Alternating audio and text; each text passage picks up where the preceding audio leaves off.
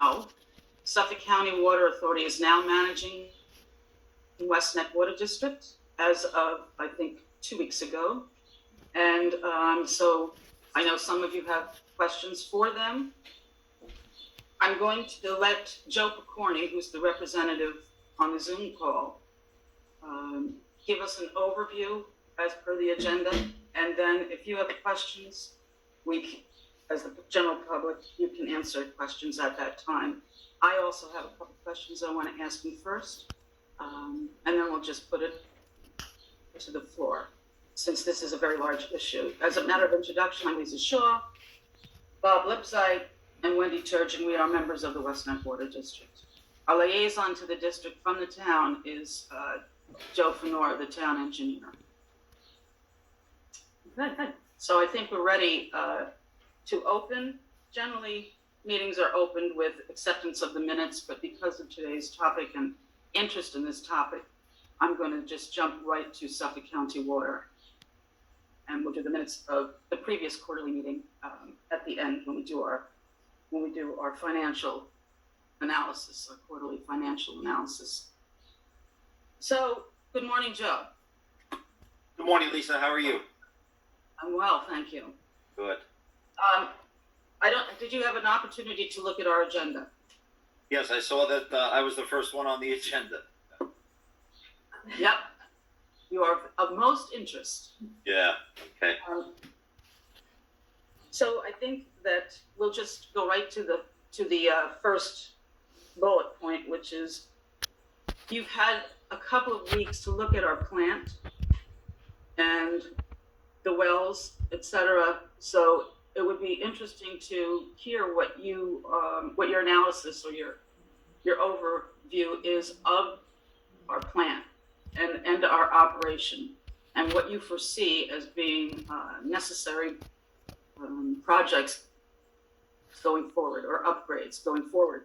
And also we did have a couple of meter replacement projects, and I'm wondering on the status of those. So you have the floor. Okay, well, thank you very much. Thanks, everybody. So for those who have not met me or I've not met in the past, my name is Joe Picorni. I'm the Deputy CEO of Operations for the Water Authority. So yes, as Lisa said, we took over the system on Sunday. I think that was the 11th of July. So we've been in there for a little over 2 weeks. And it's actually a lot has happened in the last 2 or 3 weeks here. It's been pretty busy. You may have seen a lot of Water Authority vehicles in your area, and that's because we're kind of going through this process of just kind of getting everything to the point where we're comfortable with it. John, I think, did a good job of keeping the system running and maintaining everything. But when we come in, obviously we have a different approach to things, and we have a different level of comfort with how things should be. So we've gone in there, we've made a couple of changes already to kind of make things look a little bit more like our system and a little bit more, from our point, reliable.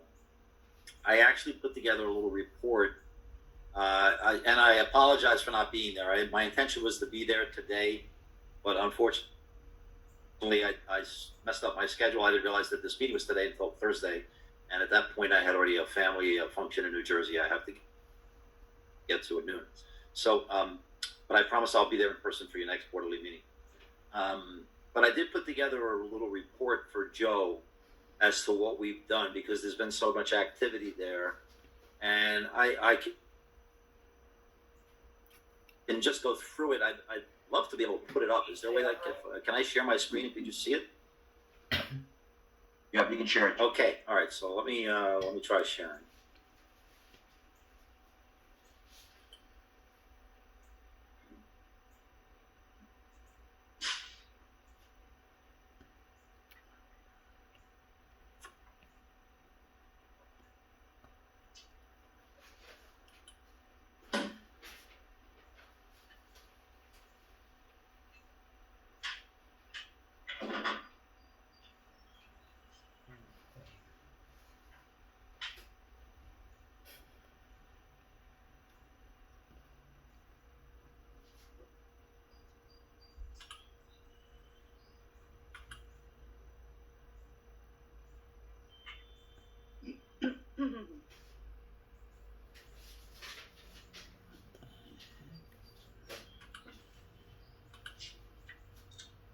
You see my screen right now?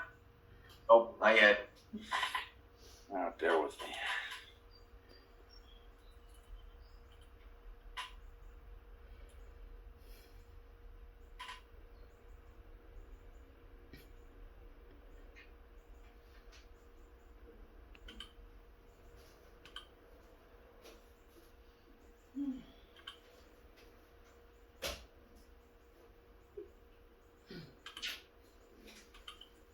How about we give it another minute, Joe, and then if we don't get it up, you can do a verbal. Get it up, Joe, get it up. Okay, I've got it now. You see that? Oh, we still don't see it. How about that? Here we go, you're coming up. Got There that you now? go. Okay, I apologize. I'm using my laptop. I'm at home, and it's a little different than what I would have at work. Okay, so I deemed this the activity report for July, and I think, Lisa, when we spoke last, I told you that we would give you a regular report of what we're doing out there. If you like, I'll do it monthly. If you like, I'll do it quarterly. You let me know. But I did this one for July, assuming that we'll do them monthly. Yeah, monthly would be great. Okay. So, from the Water Authority's perspective and the way we break up our departments, we have one group that runs the pump stations. That's called our production control department. So they're responsible for the wells and the pump station. And then there's another group that's responsible for the distribution system. And we have another group that's responsible for customer service and metering. So this report is kind of broken up by those areas. So with respect to the pump station and its operation, this is kind of what we've been doing ever since we've been out there. Our group started obviously on the 11th. We surveyed the system. They had a good idea of what the system consisted of. We went in there. We changed out all the locks on the 12th. We installed a hydrant pressure recorder. So one of the things that we want to do is we want to be able to see remotely what the system is doing so that we can monitor it. And if there's anything wrong, we'll know about it, at least when it happens. But if we can keep an eye on it, we might be able to anticipate something being wrong and attending to it before it becomes a problem. So we installed a remote pressure monitor that allows us to, through the cellular system, access a chart that shows us, and I'm going to show you in a second what that looks like, of the system. We also prepared, and I'm going to show you an example of the standard operating procedure that my staff created for the people that operate the system so that they know when they go out there what they're faced with. Again, it's just kind of an example. Joe, can I interrupt you for a minute? Sure. Is there any way that you could get rid of your menu at the top and make this a little bit bigger? My eyes are not very good. Unfortunately, well, wait a minute. I think I can zoom on this here. Just go a little bit bigger. Yep.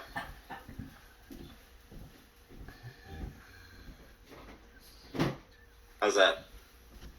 Better. Hello? Is that all right? Can everybody see it? Yeah. No. All right. No. All right. So here we are. We've prepared and distributed an SOP to our operations personnel. I'm going to show you that in a second. We went through the spare parts. We verified that the generator worked. You may have known that the generator worked, but our people wanted to make sure that it works and how it operates. So we go through there and we took a look at that and we operated it to make sure that we were comfortable with it. There was a pressure switch there that we were not comfortable with its condition. So we replaced that. One of the pressure switches on the hydro tank that starts and stops well number 4.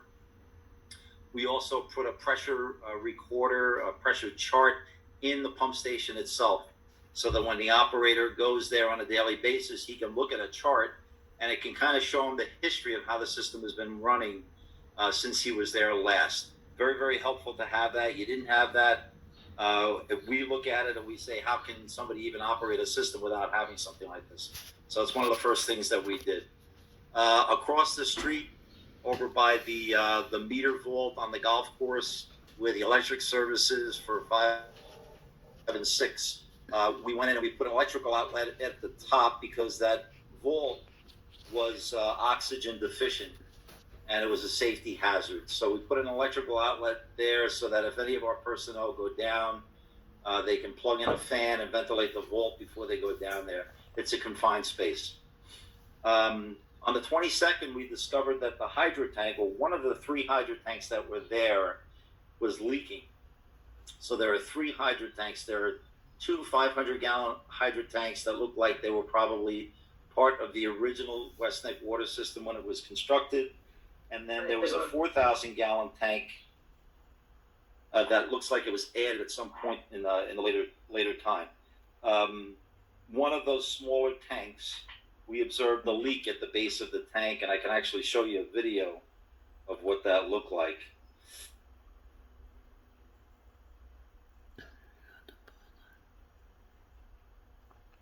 So that's actually the base of the hydro tank. That's the water that was leaking out. If you're familiar with what it looks like over Can't see there. that, Joe. What's that? We can't see that. You couldn't see that video? No, No, you have to switch screens. You're right. You know what? Rather than me do that, I may lose you. I don't want to. No, we just got it. That we just Yeah, had it. yeah. But anyway, so that tank was taken out of service. I don't. None of us think that it's a big issue because it's a 500-gallon tank, and the way hydropneumatic tanks work, having a 4,000-gallon tank, the 4,000-gallon tank alone is probably sufficient to operate the system. The hydropneumatic tank, for those that don't know, it's a tank that's half full of water and half full of air, and it provides a cushion to the system so that when the pumps come on, they don't pump up against a hard pressurized system. They pump up against an air cushion, and that makes the entire system a little more springy than it would be if there was no hydro tank, and the system prevents you from having main breaks, and it allows the pumps to cycle on and off and operate. On the 23rd, we replaced the injector manifold for your chlorine pumps to be the same type of equipment that we use. That's much easier to maintain and operate.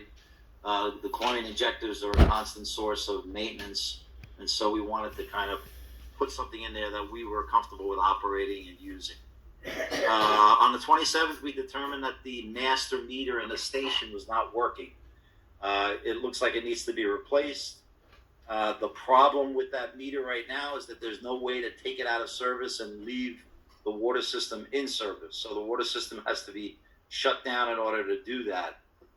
What we intend to do is we will install a bypass so that the meter can be removed and the system bypassed it while that's being done so that nobody's out of water while that work is done. So we will do that at some point in the future. We'll talk with you about that. We have to determine the cost. As you know, there's a requirement in the contract that if we're going to make a capital improvement, and this probably falls under the area of a capital improvement if it's over $2,500. So we'll discuss that with you as to Joe, is that where we get our daily pumpage reporting? It is, and what we're doing in the meantime is there are individual meters on the wells, so we'll simply sum the meters on the wells to come up with the total pumpage for the day when we arrive there. So this is not a big issue at the moment that's like an emergency. We can take care of it when we're ready.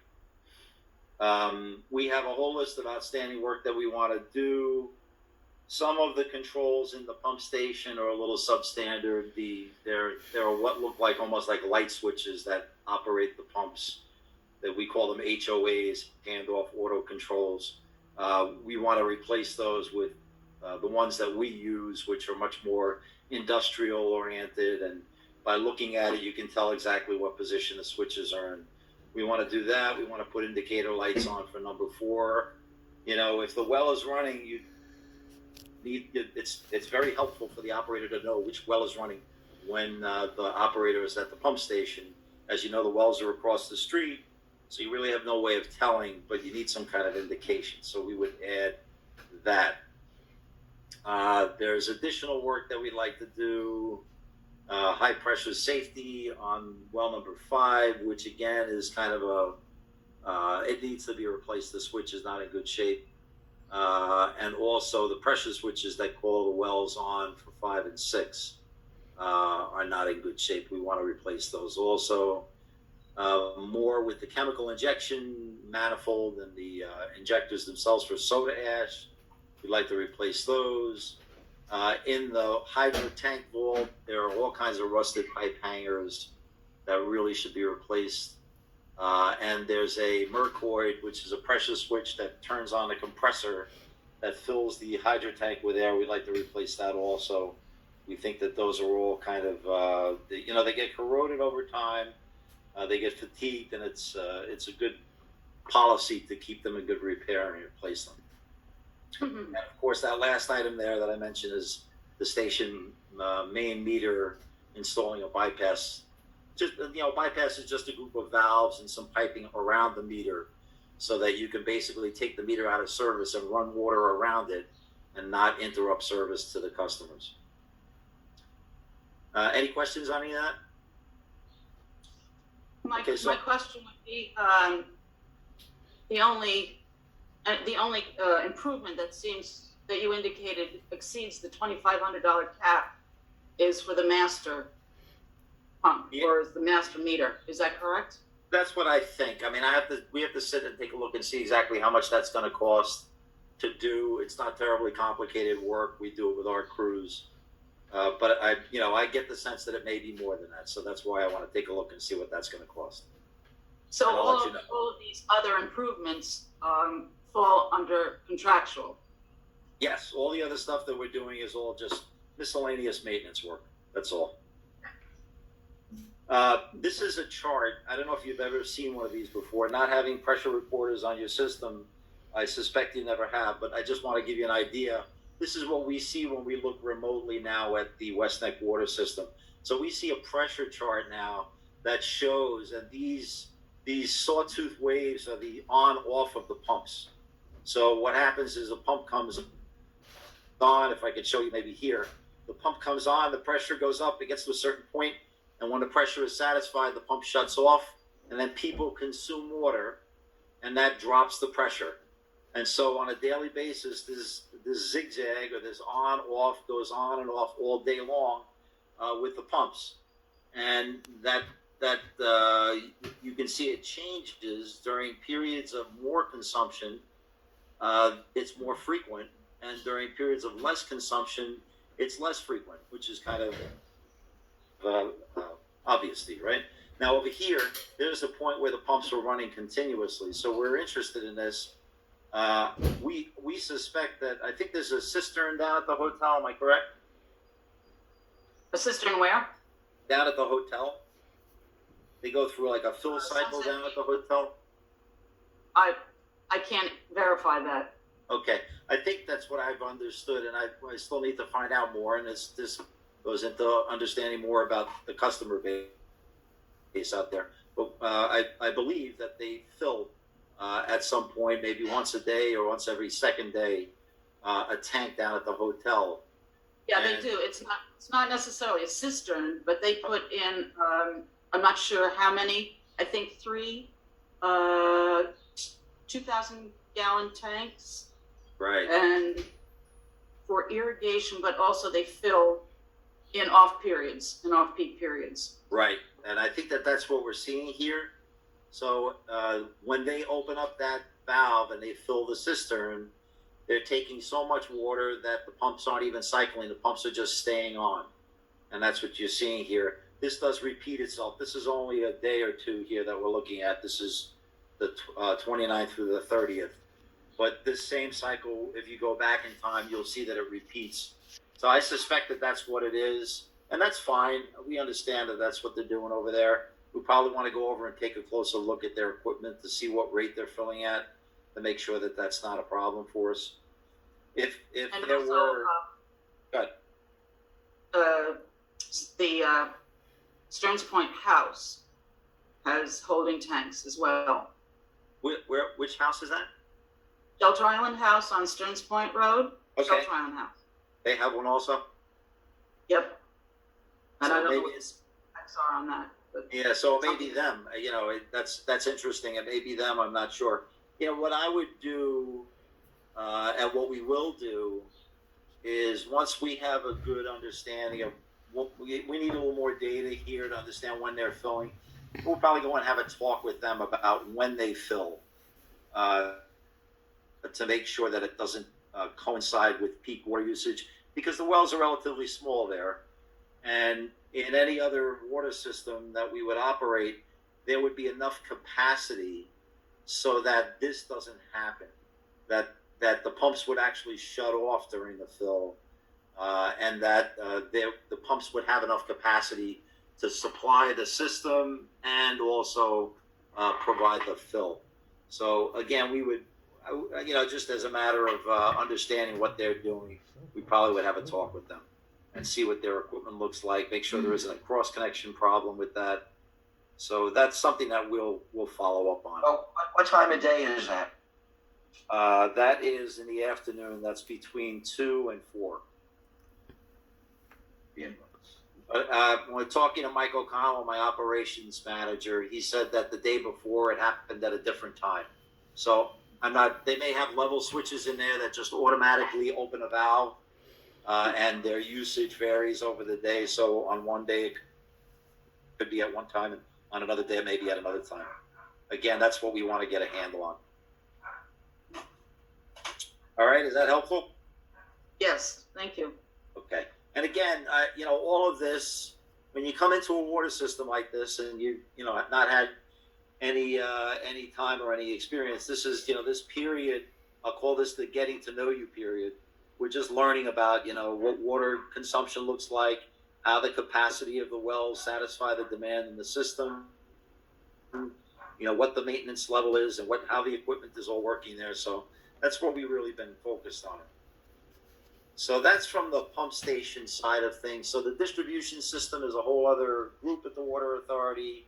We have a very competent group of people that maintains the pipes in the streets. They went over there. 3 of my senior people went over there. We met with Joe Fenora. We, for them, everything is buried, right? So for them, the records are very, very important. With the pump stations, you can pretty much observe and look physically at what's going on. But with the underground system, it's all about the records. So Joe was good enough to point us to some of the records that were in the well house.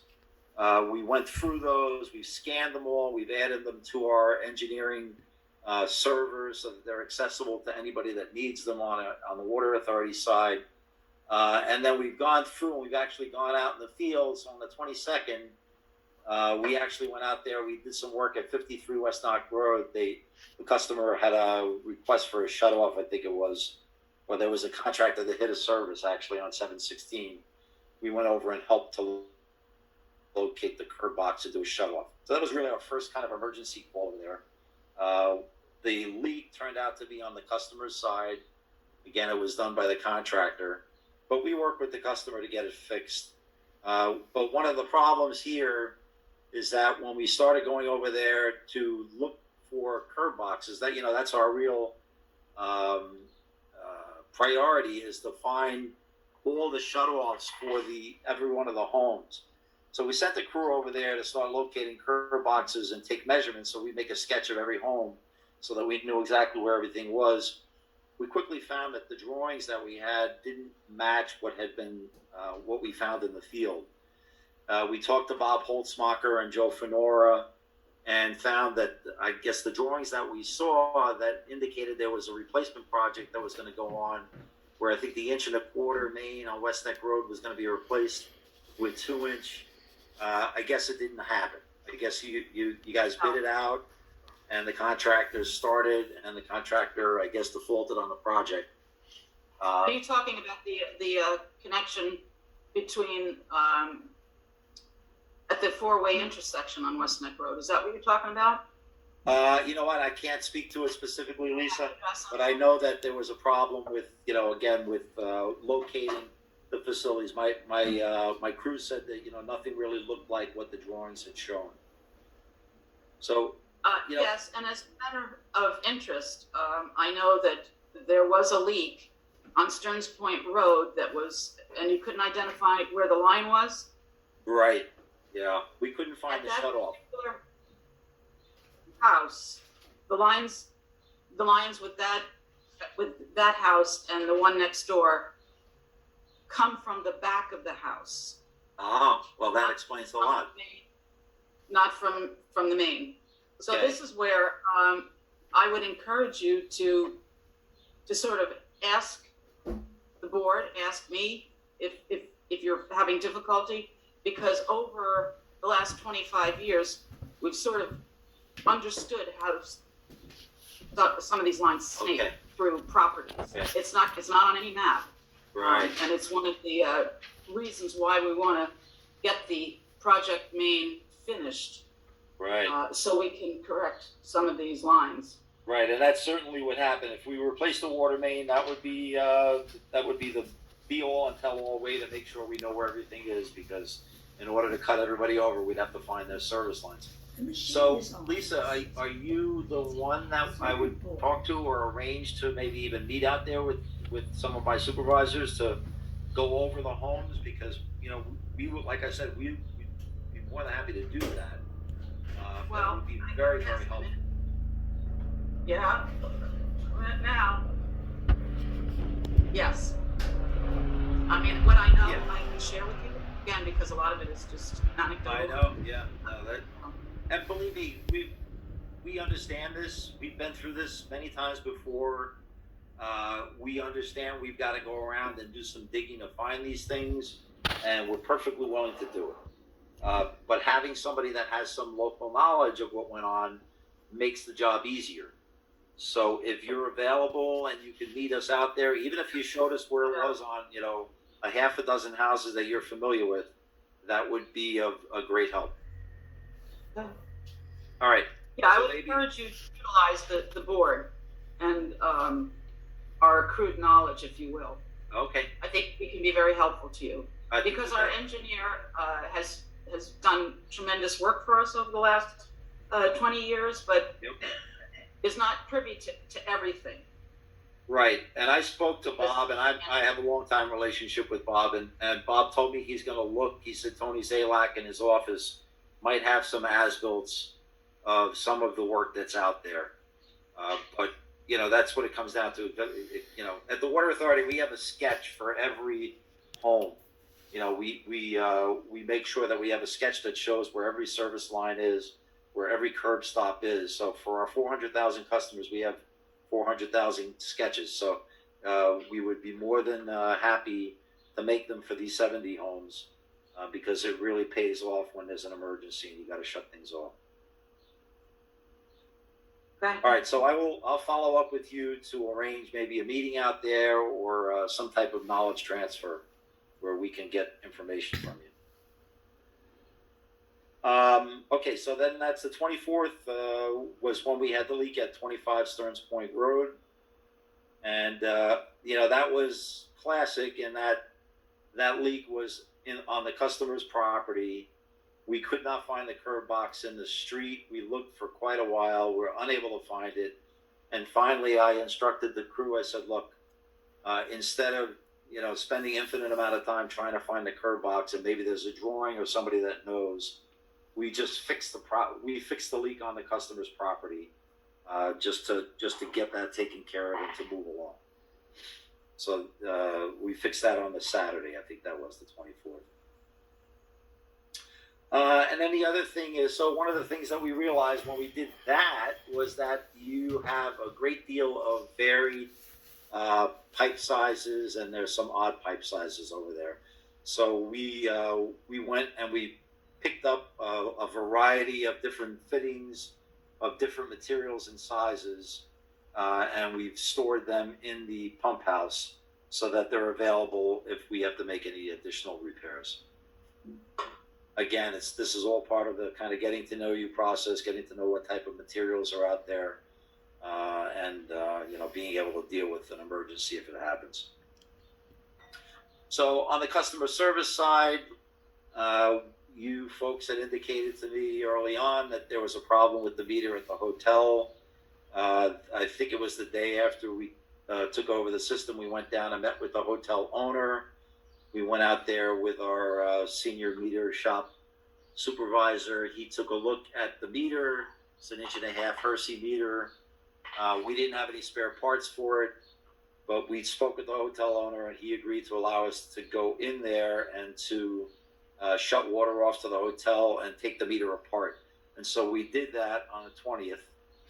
and that the meter, as it turns out, there was nothing wrong with the meter. It just had rocks and gravel inside it, and that was jamming up the meter and not allowing it to register. So we opened it up, cleaned it out, put it back together again, and now the meter's back in service. And the meter shop has gone in there. You had a lot of meters in the pump station itself. So we kind of gone in there, reorganized that, taken an inventory. We took a few sample meters back to our shop to see if we could retrofit ERTs. I don't know if you're familiar with what an ERT is, but an ERT is a device that allows you to take a meter and then make it remote readable so that you don't have to go into the premises or you don't have to, use a touchpad. You simply drive down the street and you can read the meters. So we'd like to, in an ideal world, we would be able to retrofit an ERT to every one of the customer's meters. But unfortunately, the meters that you have are not compatible with an ERT. So what we would have to do is replace the meters outright in order to do that. And then the last group at the Water Authority that's been kind of getting to know the system is our lab. They've taken a look at the minimum monitoring requirements that were sent over by the health department to you. We were concerned about the PFAS sampling that had been done and what was really going on with well number 6. We've spoken to the health department about it. So we see that in the first quarter, there were very, very high readings of PFAS on well number 6, PFAS and PFOA on well number 6. I understand it was belief that it was the plumbing materials that were responsible for this, and that the second quarter samples were made after a change was made to the plumbing on the sample lines, and the sample results were non-detect. I also understand that the health department went out on April 20th after that sample was taken, and they took their own set of samples, and they found PFAS present again, below the standard, but just below the standard. I think it was in the 9 or mid-9s, where the standard is 10 Right, it was parts per 9 point something. right? So we've spoken to the health department about it. We are scheduling the sampling of all the wells during the month of August, and that'll be the third quarter samples. And I did speak to Joshua at the health department about it, and I know there was a plan to do split samples of some kind. But in talking to Josh at the health department, he said, look, if you guys take a set of samples and you know that the plumbing is correct, he said we don't have to split a set of samples. So we'll follow up with him, and we're going to take a closer look at the plumbing before we take any samples. We're going to make sure that this is plumbed properly and that there is nothing in there that can contaminate the samples. PFAS samples are very, very complicated. You can't even wear a Gore-Tex jacket or shoes when you're taking PFAS samples because you can actually influence the values in the sample. So you have to be very, very careful with sampling for PFAS. So we'll make sure that that's done properly. So Joe, are you taking this sampling just to see what the detectable levels are in wells 5 and 6, or is this is scheduled? That'll be a schedule. What we're going to do is we're going to blow to waste the wells. So what we'll do is if you take samples and you're blowing to waste and you're not running the water into the system, they don't count as like compliance samples for the system. So that's what we're going to do. We're going to take blow to waste samples. And then we will take your compliance samples because the third quarter samples are going to be due soon. So once we have that all down and we know what's going on there, we know what the plumbing's like, and we've taken some blow to waste samples, then we'll take the official samples for the system. Okay, is that clear? Sort of. Yeah. We'll see if there's any questions at the end of the presentation. All right, no problem. I'm not sure about the blown away samples. Sure. From what I understand, you blow off the well and then you sample. You can, yes. But if you take a sample, when you're blowing a sample to waste, when you're blowing a well to waste, if you're taking a sample, that's not considered a compliance sample because that's not water that went into the distribution system. So you can take those samples if you're testing, if you're trying to find out what the water quality is on a well, sometimes you'll take a string of samples. You'll blow a well off, for a day, and you'll take samples every hour, and those samples don't count as compliance samples for your reporting, because those are all diagnostic samples that you're taking for your wells and for your equipment. Okay. Yeah, yeah. If you have any questions about that, you can call me about it. Right. It's pretty basic water operations. So what else do we have? There is a yard hydrant, so that does facilitate taking these samples. Again, this is my laboratory, just opining or commenting on what they've seen in this minimum monitoring requirements that came over. That sample that was non-detect was on 412, and then the 420 samples were taken by the health department. Oh, and here actually the number 6.38 for PFOA and 9.96 for PFOS. Yes. So here, this is what I was talking about. This is the recommendation from our lab. I'm sorry, Lisa, go ahead. The acronym BTW, is that what you were referring to? Correct. That's blow to waste. Blow to waste. So you can see this is the recommendation from my lab. I suggest we collect our own well number 6 blow to waste samples. There's a blow to waste line on the golf course, and use the head of tap. And again, this will allow us to see what the problem is. Is it the plumbing, or is there something else going on there? Okay. So that's that. And then again, this is an appendix in this report. This just shows you some of the stuff that our operations people put together so that our field operators, those are the people that maintain the pump stations, they know what is going on at the pump station so they can review it. It gives them a little overview of the wells. Number 3 is for emergency use only. Number 4, submersible in the control building. 5 and 6 are on the golf course. Gives their ratings. This tells how we rotate the pumps, because some days you start with number 5, other days you start with number 6. So this gives them some guidance on that. Gives them a little guidance on the generator. Tells them a bit about the controls, how the wells operate. The fact that there's a radio signal between the control house and the wells on the golf course. Again, I will give you a copy of this and you can review it. But we even go as far as to show them there's a display across the street there that controls things. So we just want to show him how everything operates so that there's no confusion. So this is, it's an internal document, but it's an example of an SOP that we create. These are what the settings are for the pumps right now. And again, it just tells him the elevations, what the elevation of the pump station is, what the hotel is at, and what the high point in the system is. Because this affects, as you all know, the elevation is what determines what the actual pressure will be. So the hotel has high pressure, and the people at number 1 Stearns Point Road, which is the top of the system, they're sitting at 72 feet.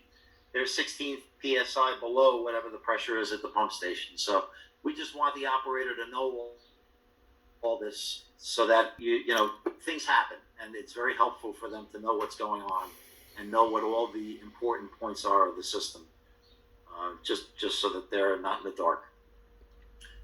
This is one other thing I want to just show you. One of the things that we want to do, I showed you this chart, and in our opinion, these pumps are cycling way too frequently. So one of the things that wears a pump is the on-off start cycle, and these pumps are operating way too frequently in our opinion. The way to make them operate less frequently is to widen the set points here. So that would be, in a perfect world, you would raise the offset point and lower the onset point, and that would give you more time for the tank pressure to drop. And then when the pump started, overall, that would happen at a less frequent interval than it does now. And it just is less wear and tear on the equipment by doing that. You have to be careful when you do that, though, because if we change the pressure settings, For instance, if we raise the offsetting and make it high here or higher, and just a couple of pounds higher would make a difference. But if we do raise it, the Sunset Beach Hotel is going to see a corresponding increase in pressure, and they're already, 13 or 16 pounds higher than the 66 pounds that we're seeing, or 65 pounds when it shuts off at the pump station. So they're at like 78. I think I said they were 13 ahead above.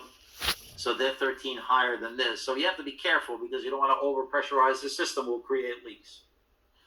So our operations people will very gingerly adjust this to kind of optimize the system and minimize the maintenance. I think that's all I have for you.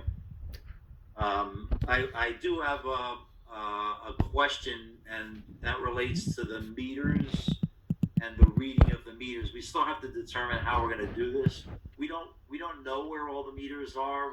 That's another thing that maybe the board can give us some guidance on, would be where the meters are located, and that will actually help us with respect to where the curb stops are also in some places. Well, if you give us a list of the meters that you're not sure where they are. Right. Some are in the house, some are in basements, some are in crawl spaces. Okay, so are there any in vaults, Lisa? No. Oh, okay. Which is, we had hoped that going forward that we would put the meters in vaults. Good, because that's exactly what we would want to do. Yeah, it just makes it easier to be at the curb stop, to be in front of the house, in a vault, no matter how many lines are going to the property. Right. So that's just something that, we had thought about going forward. And it was actually on my list is so that would definitely be one. I'm sorry, Lisa, I couldn't hear that. Putting the cost of putting meters in vaults, the construction of vaults, because as you can see, curb stops get run over by plows and cars and construction vehicles. It's been a problem, so putting everything in a vault would be a much safer way of sort of mitigating that from happening. Absolutely. And if you have to do some work on a meter, you don't have to you don't have to get into a customer's home. All you have to do is let them know you're going to shut the water off temporarily. On the mainland, that's exactly how we do it, and we'd like to do that here too. So I think that process of identifying where the existing meters are may help us with the curb stops, because it may allow us to determine where out in the street the connection is if we know where the meter is on the property. And at the same time, we'll probably start laying out where the vaults will go when they are eventually installed. But that's definitely one of the capital improvements that we're going to recommend, is putting in meters. Just daily pumpage. Do you have a figure for daily pumpage right now? No, I don't have that, unfortunately. Okay. We're recording it, but I do not have it with me. I'm sorry. Wendy, Bob, do you have any questions? Not at this time.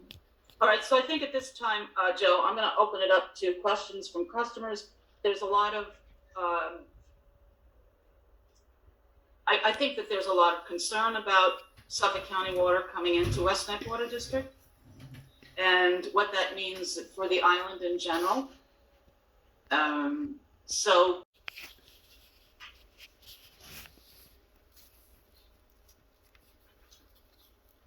hi, good morning, everybody. My name is Lori Beard Raymond. I was formerly on the West Neck Water Board, but I have resigned from that position, but now I'm still a customer for those that don't know of the district. Joe, I had a couple of questions. One is,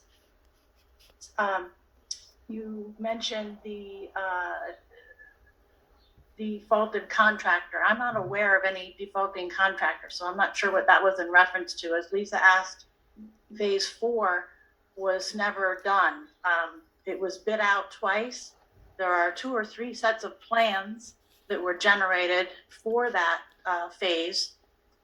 but the work was never completed, so, I think that was just his lack of knowledge of the history of the project. okay, yeah, because as far as I know, since I was on the board for 18 years, there was no default. What happened before me, I'm not aware of. I'll just jump in there for a second, Lori. Bob Halsmacher indicated in one of his correspondence that he believed a bid was awarded but not completed by a contractor. So that information came from Bob Halsmacher's office, but I don't have details about that. Okay, That's where I I'm not heard it, yep. aware. Okay. Wasn't aware of that, not completing. Do we know what he didn't complete? I think it was the project that We can changed. find out more details if it's pertinent. It was really in reference to an information request from Bob's office, and he gave some background on a particular project that was possibly bid and awarded, but didn't proceed. And I don't know anything beyond that. Well, Well, my only, it was the project to open up between the pump house and the corner, the four-way intersection, to do that. oh, that was We opened up the trench. phase 4, yeah. Okay. Anderson looked in. We determined that there was a problem with the LIPA lines. We closed it back up until that was resolved. And we haven't proceeded further with that. Right, so that was phase He was the 4, contractor. that was phase 4 that was shut down. Yeah. And not completed, they didn't do any work. Right. Okay, all right, thank you. And then there was, I don't know, maybe this might not be a Joe, is you talked about daily pumping, but having that information I think is important because that was usually the early detection of where there might be a leak with the pumpage reports. So Monthly sampling. if Sorry. I can say, we were in the process of going over and running leak detection over your whole system to make sure that there were no leaks. But we need a picture of the system. We needed an accurate plan in order to do that effectively. So we stopped, and that's why we're trying to come up with something that a drawing that reflects what the system looks like, so we can guide our leak detection crews in doing that. They need a set of drawings to do that. But we did go over, and they did listen. Listening is a common practice. You put a pipe and a rod on a curb stop, and you listen. So we did go over, and they listened as much as they could, and they felt that your system at this point is fairly tight. They didn't hear what they felt were a lot of leaks on the system. Oh, good. But we won't know for sure until we run leak detection. Okay. And then my next question is about the monthly sampling. The monthly sampling and the site, what site is that being taken from? They were being taken from 53 West Neck, is my understanding, from John Holman. Has that site, monthly sampling site, changed since 53 West Neck is under construction and has now had a service break? It's a Richardson property now that's being taken from, Okay, so it's been changed to Richardson. Okay. to my knowledge. We did take a distribution sample on Thursday. Joe, when was I out there? Thursday, right? Thursday, yeah. And we did take the monthly distribution sample that day. And I believe we took it from the house that John had been taking it from. We have the key to that house. And Mike O'Connell did take that sample on Thursday. My So- only concern about the sampling from that particular site is that site is under construction, Mhm. and secondly that there's no one actually living there. So, just want to make sure that those are my Sure. concerns for the samplings from that site. Yeah, on one of the correspondence that I received from the lab, it said Richardson property, which would have been at the far end of the system, going up Mananic Road. That was the identifying house. So I thought it had been changed. So we would just probably have to ascertain that. We will.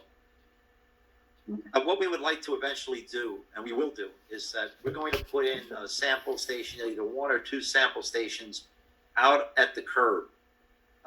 We use these, we have about 400 of them throughout our system, but it's a dedicated, secure sample spigot that's out in the street that is accessible to our operations people for taking samples.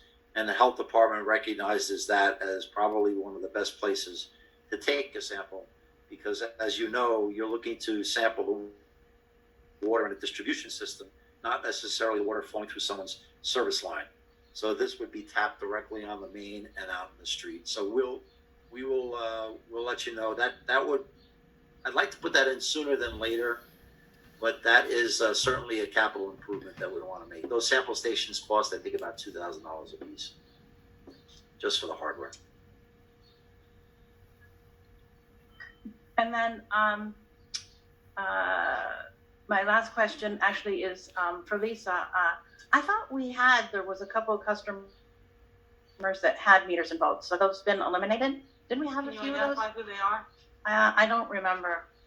But I my seem to knowledge. remember there were a couple of them because John Holman didn't like them. To my knowledge, I don't know who they would be, unless they can identify. Then maybe they To my got- knowledge, there are no. Yeah, I don't know. laws. Maybe they got changed out. I don't know. That's a question.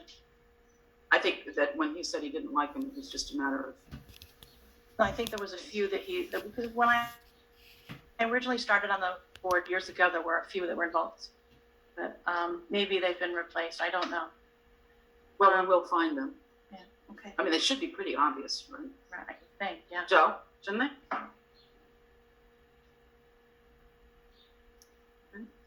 And then I have some budget questions, but maybe we'll ask those questions later. Yeah. Thank When you. we go over the Thank you. financials. Does anybody else have any questions or concerns about that they would like to address to Suffolk County Water Representative? No? Well, I'm just kind of curious whether there's going to be any financial changes in terms of obligation of the clients. That is a good question, and I think Amber, I had asked her to look at for the public's interest, we have a $30,000 contract for 6 months temporary with Suffolk County Water to manage the system. So we had asked the town to sort of break that down for us, and how is that going to change our rate structure? Joe Fenora explained to me that there are some line items in the budget that will offset this expenditure. One of them being testing, which we pay, I think it was $12,000 that we budgeted for this year, that may be offset, that can be contributed to the contract because Suffolk County will be doing these and not charging us. So we have to kind of look at these line items and see what's going to be absorbed by Suffolk County Water to help offset that $60,000 or that $30,000 contract. Joe Fenora, do you want to contribute to that discussion? Yeah, exactly. Amber would be the specific reference for go-to on hard numbers, but right now we're projecting possible break even under this model compared to the previous. It's a little bit apples to oranges with the fee structure. Suffolk Water is paid on a lump sum basis. That includes a number of items that were paid for sort of a la carte in the previous model. So John Hallman's fixed fee, so to speak, for operating was a bit less than the Suffolk Water contract, but John Hallman's contract paid separately for testing, chemicals, and certain maintenance items, which fall under the lump sum payment made to Suffolk Water. So depending on the particulars of testing, how many we run, the kinds of tests we run, it's very likely that we're facing a break-even scenario. And if not, we don't expect any significant disparity, beyond a few $100 or $1,000 in either direction. So I can't speak to how you folks will manage or the town will manage the fee structure, over the long term, but certainly for the extent of the 6 month period now, we're not projecting any sort of significant disparity, if any, in terms of the costs of the operator. Yeah, I when we get to the budget, I'll go over some of the line items that will be absorbed by Suffolk County Water and see how that kind of shakes out. Lori?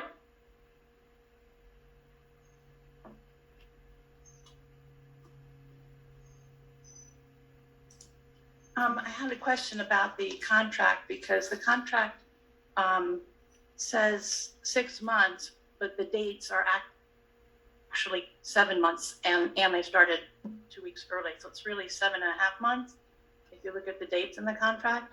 So I'm just trying to understand what those costs are and the time frame that the agreement that was signed. Or are you referring to a draft contract? We now have a final executed contract. So depending on which version you're seeing, the dates may reflect the dates that we have, had contact in negotiating the contract versus when it was finalized to align with John Hallman's resignation. So not knowing what you have in hand, I can get you a copy of the executed contract. It's also on file at the town clerk's office. So that'd probably be the best reference for checking those dates. Do you know what those dates are offhand, Joe? No, I don't. I know that John Hallman officially resigned on, I believe it was the 11th, which was a Sunday. And so the date should be on or about beginning then. I do have a copy, Joe, of the executed contract from the town clerk. And it says August 1st through the end of February, which is 7 months. So, I mean, if the $30,000 for 6 months is still the same for 7 months, then there's no additional cost added to the budget. But if it's $5,000 a month, then I don't know if the dates need to change or if it's additional monies. But August 1st through the end of February is actually 7 months versus 6. So that's really the concern I have, is more about the budget and the money. And then plus the 2 weeks that they started early, because the dates go from August 1st to February 28th. Okay, we'll have to put on that, Joe. We can take a look at the dates on that and make sure. Okay. And then I'll reserve the rest of my budget questions for later when we talk about budget. Thanks. Okay.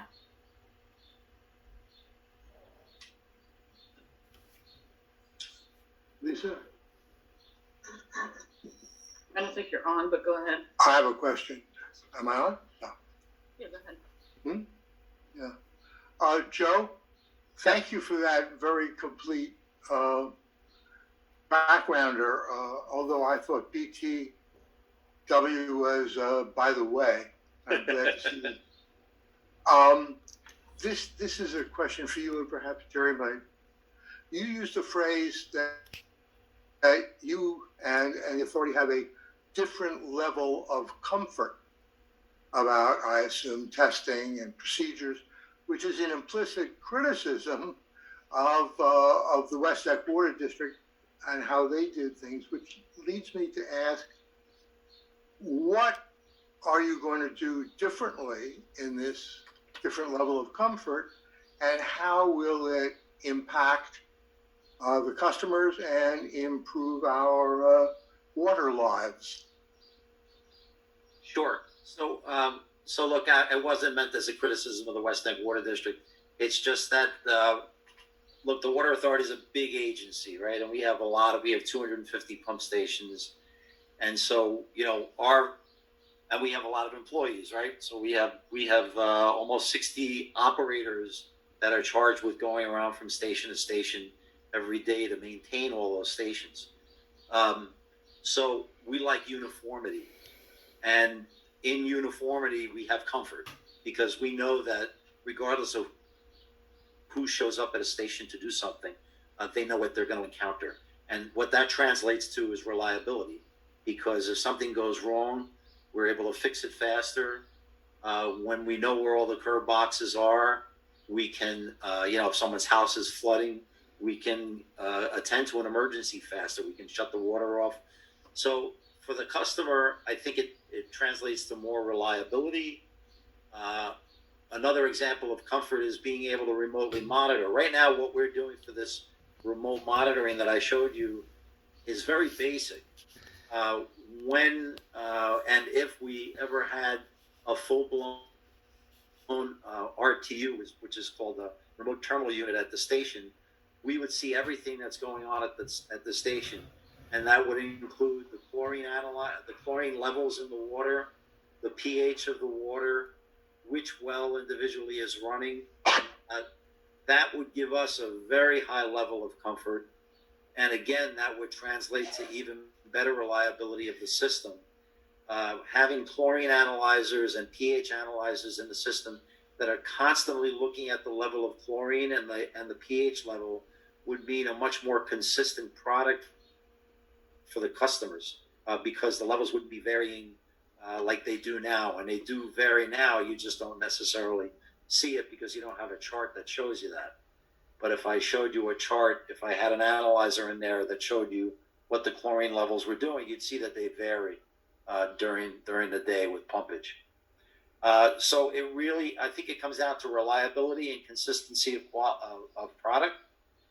I think it also goes to,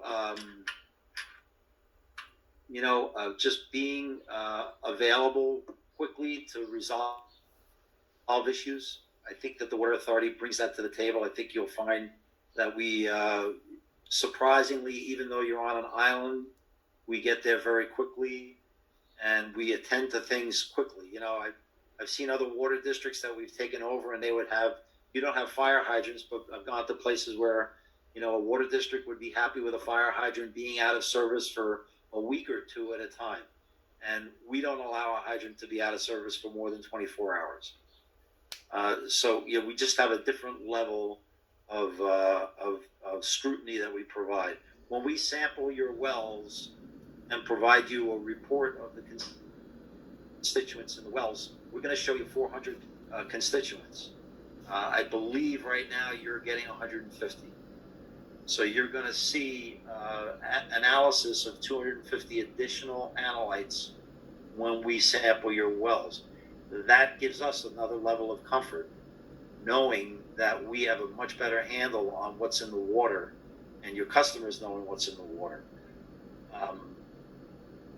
In a nutshell, that's what I would tell you.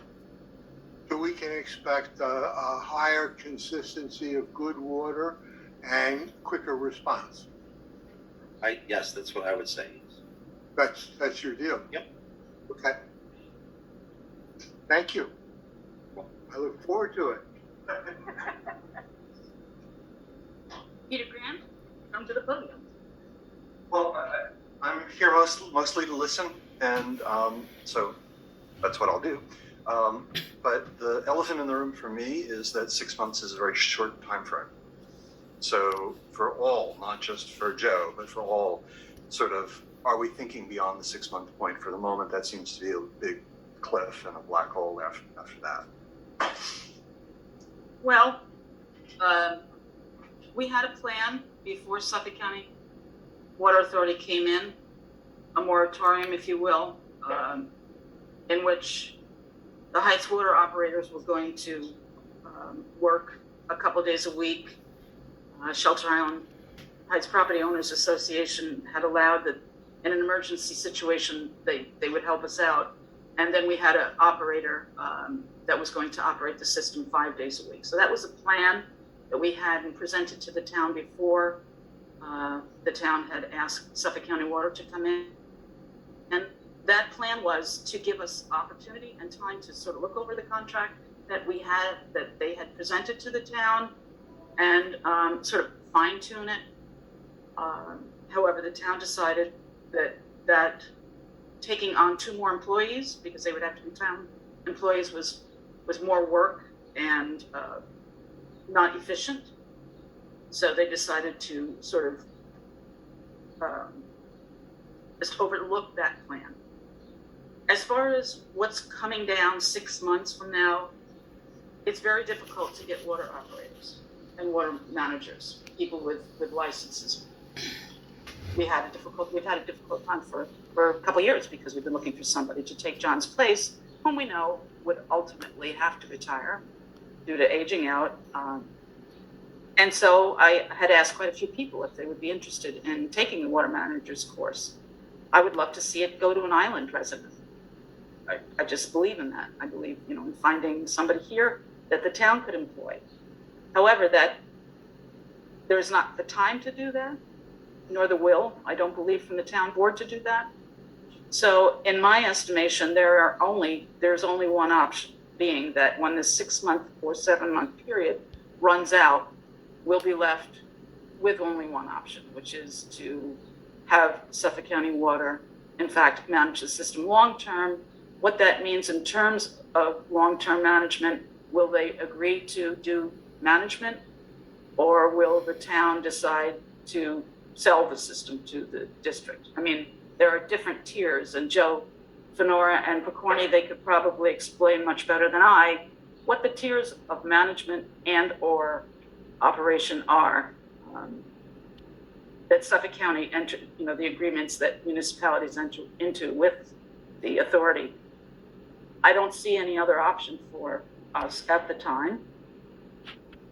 And I don't believe that the town representative can give his opinion on this, that the town has the will to do anything other than have Suffolk County in here long-term. So. Lisa, does Suffolk County Water Authority own or just manage Deering Harbor? That's a great question. Managed, I think, at this time. Perhaps Joe Picorni, could you explain the different tiers of involvement with municipalities? Sure. So the Daring Harbor Water District continues to be owned by the village, and the operating agreement that we have with them is a long-term operating agreement. It's a 40-year agreement, and the agreement stipulates that in order to enter the agreement, the Daring Harbor, the village, and the water district agreed to make certain capital improvements to their system to bring it up to the level that the water authority feels is commensurate with the rest of the water authority system. This could be a long discussion, but if you want to understand it, the Daring Harbor system is going to undergo about $1 million worth of capital improvements, and we're right in the middle of them right now. And the agreement stipulates that once those improvements are made, and the village is paying for those, and they're paying for them through what's called a surcharge, the water authority finances it. The water authority issues its own bonds, and so it provides the capital to make those improvements, and the village pays off those improvements over 25 years. Okay? In exchange for that, the water authority takes on complete responsibility for the water system. And that is everything. And that also includes all future capital improvements. And the agreement stipulates that as long as the village continues on with a long-term agreement, that the village will no longer be responsible for any additional capital improvements. So it's very important that you understand that. Again, we do capital improvements to get the system up to a certain level of improvement that's equal to or commensurate with the rest of our system. Once those capital improvements are made, the village no longer is responsible for anything associated with cost of maintaining the system. And the water authority derives all of its revenue to pay for all of this through the rates that are charged the customer. So can I, then there's a rate payment, and then there's a surcharge payment. Is that correct? Is that? In the case of Daring Harbor, yes. And the surcharge is static, it doesn't change. And Correct. Rates change with usage, is that correct? Well, no, they have a set rate, which is what we call the Shelter Island rate. It's the same as our Fire Island rate. And that is the fee that we charge the district for our management of the system. So now it comes in the form of individual bills for all the homeowners, because they're all individual customers of the water authority, and they all will receive a bill from the Suffolk County Water Authority. But in exchange for that payment of our rates, okay, because our rates are published, and I wish I could tell you what they are right now, but I can't. It's about $290, I think, a year service charge, and then there's a flat fee for consumption. And I think on Shelter Island, it's I think it's $275 or $290 per 1,000 gallons. And the water authority's bill goes to every customer every quarter, and that money that the water authority gets from those customers is the fee to operate the system. So there's no other fee that's charged other than the surcharge.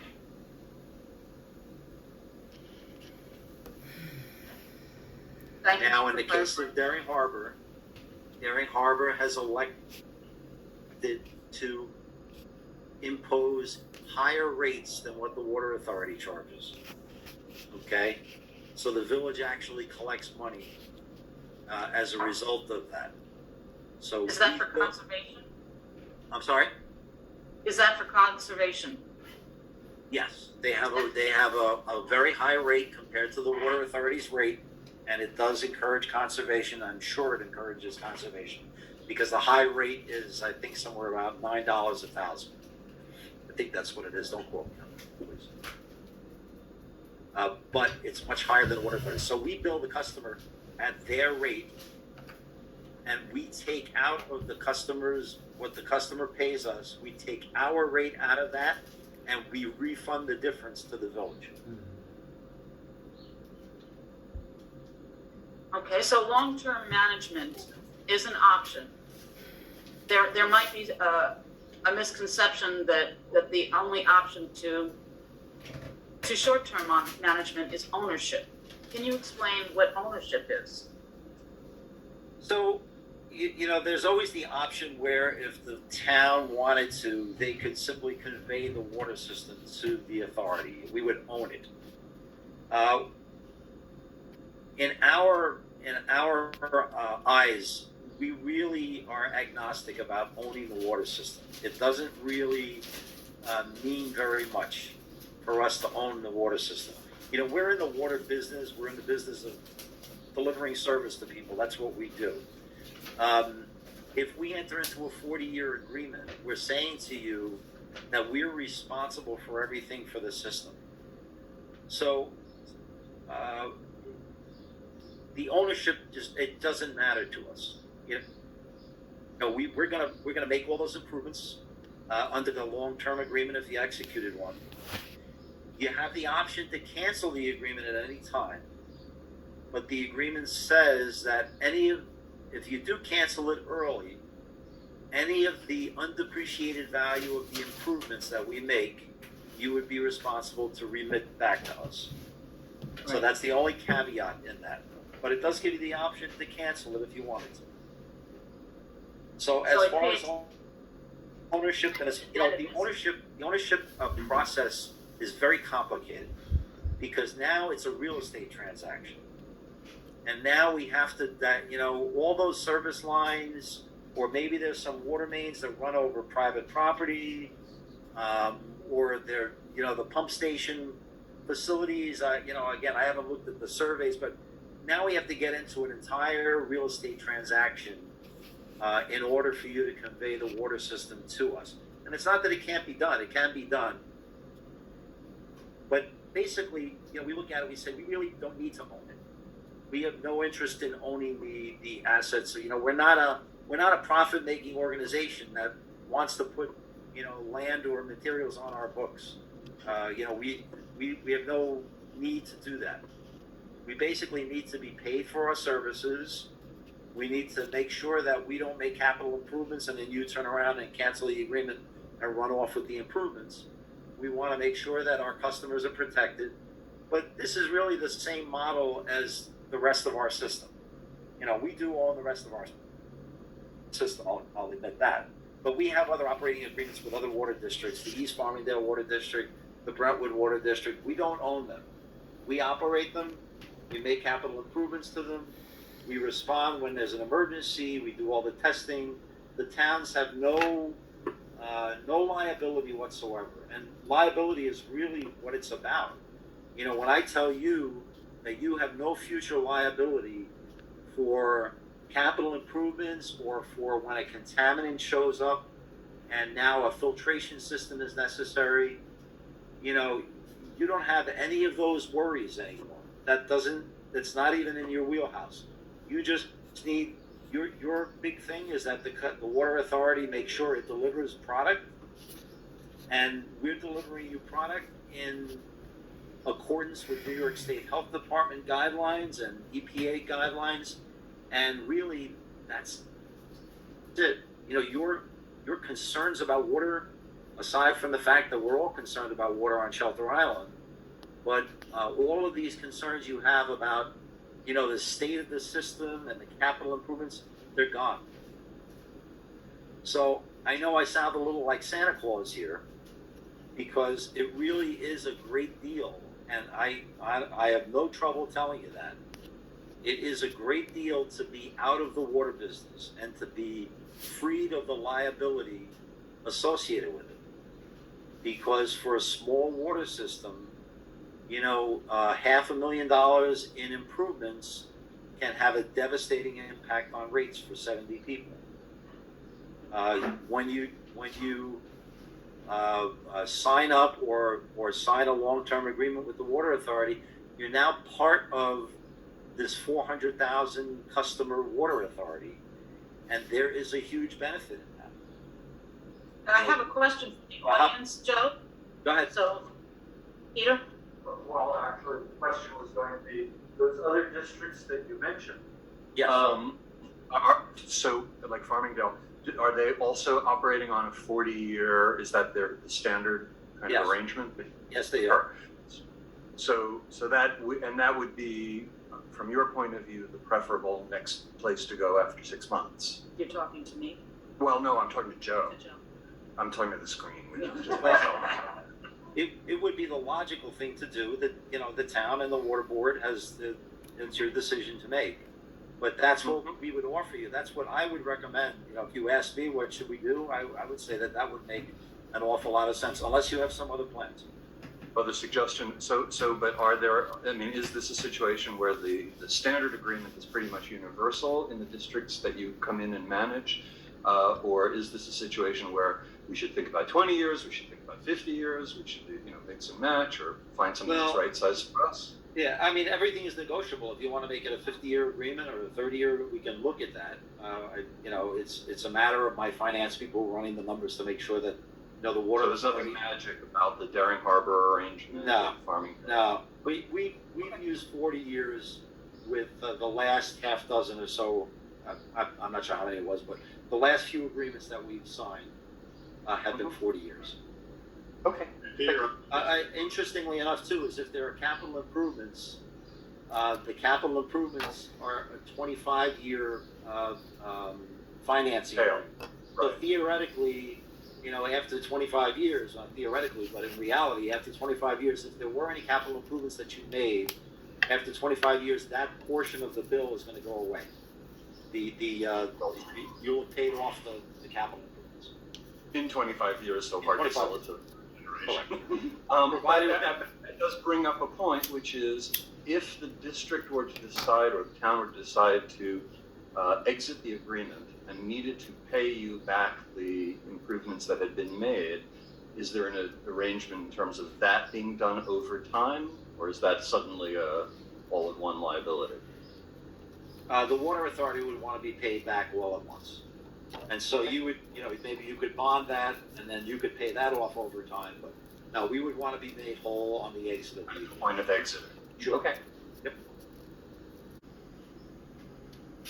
Okay, thanks for those comments, Joe. I do want to just add, though, John Mikulak is not a new person to the West Neck Water District. I mean, he's been backing up John Holman for many years.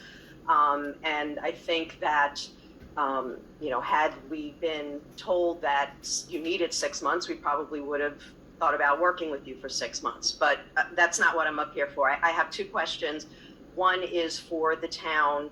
I recognize that it's very expensive to do anything from the mainland here, and the town's not going to, I don't think the town would ever invest in trying to get water on or off the island. Suffolk County Water probably doesn't want to pay for that infrastructure under the bay. But just in case, if you go forward past the 6 months, will contracts be clear that no water will be coming off Shelter Island to the mainland for mixing purposes for Suffolk County? One of the first things Joe Connie and I discussed was a deal breaker was that the water would ever leave Shelter Island.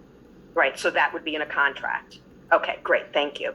And the other question for Joe is, Deering Harbor is very small, West Neck's very small. You've now taken on a contract and potentially 2 long-term contracts where there's no ferry service, in the case of an emergency back and forth. So there's got to be, I would think there's a bigger plan. So is there a bigger plan for Suffolk County Water Authority? And I'm not necessarily talking about the Heights water. I'm talking about, is this perhaps your stepping stone to assist our town with water issues in other locations? It's more of a strategy question. I'll speak to that. Water issues on Shelter Island have been addressed for at least 30 years. Suffolk County water was never brought into the discussion. So the town board felt it was time to bring them into the discussion. In that time, while we're having that discussion, John Holman's resignation came up. Suffolk County Water had a presence on the island with Deering Harbor. So while we're discussing, let's bring them into West Neck Water, and discussions are ongoing. Okay, so there is potential. Yeah, okay, thank you.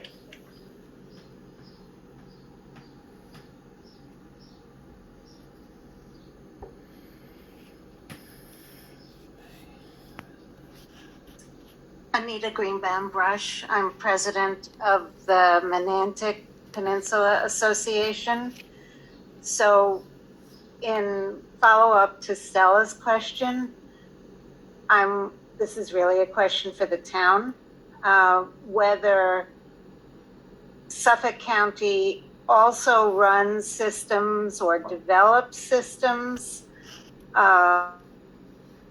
where there is no already distribution system. In other words, the rest of Shelter Island or the Menantic Peninsula, everyone has wells. And so I guess I'd like to ask you to speak to what might happen if the town decides to expand the water system that will now probably exist in the West Neck Water District. And Peter, I think the WAC has identified areas. It's not just having problems getting water, it's areas that have nitrate problems, have chloride problems. So we're identifying areas all over the island that possibly need water. We'll work with the WAC, we'll work with the town engineer and identify places that need water. Then we'll discuss with Suffolk County Water the feasibility of getting water to the locations. So we're looking at all the options. I mean, would it be an island-wide system? No, probably not. It's look at the areas that need water. So the Menantic Peninsula, as other outlying districts, have the. Okay, thanks. And just to add to that, the West Neck Water District has been in conversations that the WAC has had for a couple of years now. So it's not a new thing. The alliance between West Neck Water being managed by Suffolk County Water. And in fact, when other districts or areas in conversation brought up getting water to them from West Neck Water, we said, well, we can't shunt water from West Neck Water District. We've only got a limited amount of wells and a limited transport system. And the water that we pump for West Neck Water District, as far as the Department of Health goes, is only able to support West Neck Water District.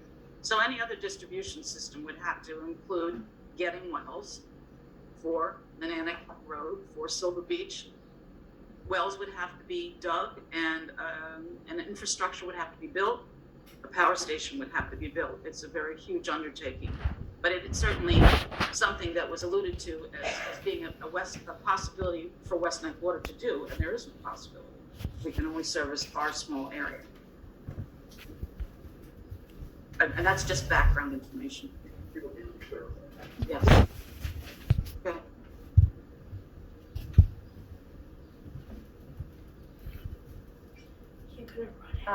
These questions are actually just a backup to some of the previous speakers. So if there is an expansion, whether it's a small expansion or a large expansion or whatever the future might bring, I'm assuming that the customers that expansion would provide service to would be the customers that would pay for that. I'm just trying to understand as a customer, what our expenses would be, or if those expansions would be billed to the existing customers who have already paid for, the service that they have now. Joe Pagani, you want to speak to that? Sure. So look, I mean, it's there's a lot of flexibility in how that's designed. But if I explain to you how we do it on the mainland, it might give you some insight as to how it might be done on Shelter Island. So if you want to expand the system on the mainland, what you do is typically people will contact us and say, we want public water. All right. So you may have a street where there are 10 houses, and people may reach out to us and say, I'd like public water. What we'll typically do in a case like that is we'll then go out and we'll canvass an area. And we'll canvass the people on the street. And we'll say, do you want public water? And if we get 40% of the people on a street to say that they want public water, we will go ahead and we will establish a surcharge for that street. And it basically is the cost of the water main to go in on that street to serve all the houses. So we take the value or the cost of the water main, we divide it by 10 homes, and that's the surcharge for each home. So if it's $1 million and there are 10 homes, it's $100,000 a home. Bad example, the surcharges are usually a lot less than that. But it's evenly distributed. And then we have rules on, the cost that we use, the estimates, the way we do the estimates. If you look online at our rules and regulations, we show you exactly how that's done. But the idea is that you don't need to have 100% of the people that want water to get the water main installed. We only need 40%. So what happens, Joe, in a situation where it's just one or two houses that want to be added to the systems? How does that work? So if it's one or two houses, like all the way at the end of the peninsula, and nobody along the way wants water, it's very complicated. The system typically grows slowly, and it grows, incrementally out. And, it relies on, people like my new service department to canvass people, to provide education to people on exactly what the costs are. There's work involved with doing it, but it does happen.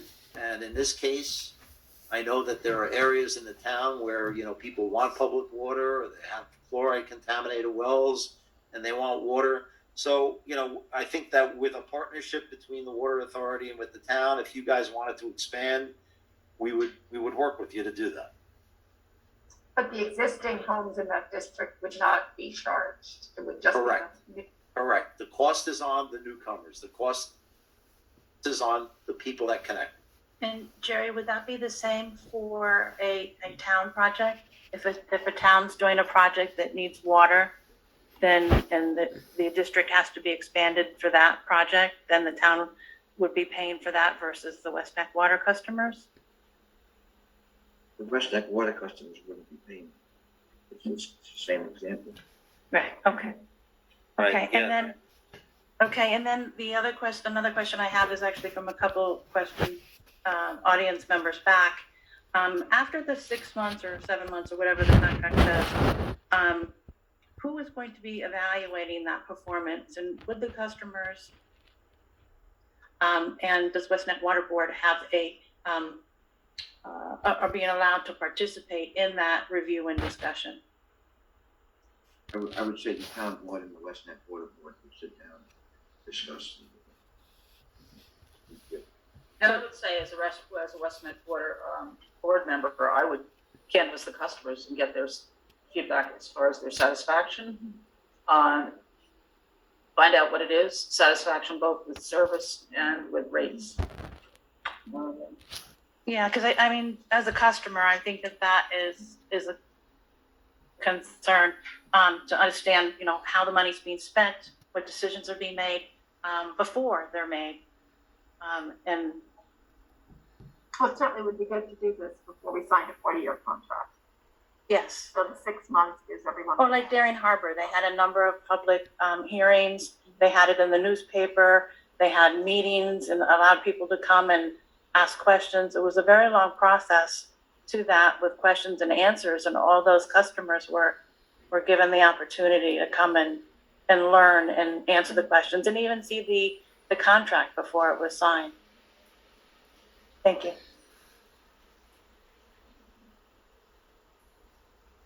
Anybody else? Go ahead, Gordon.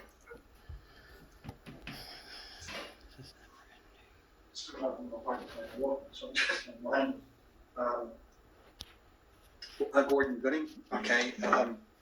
You were talking about budgets, and I was just wondering out loud of how, in terms of the budget is concerned, as I understand it, the West Neck Water District, they assume all the cost, and it's the taxpayers of Shelter Island don't participate in any of those expenses, correct? That's correct.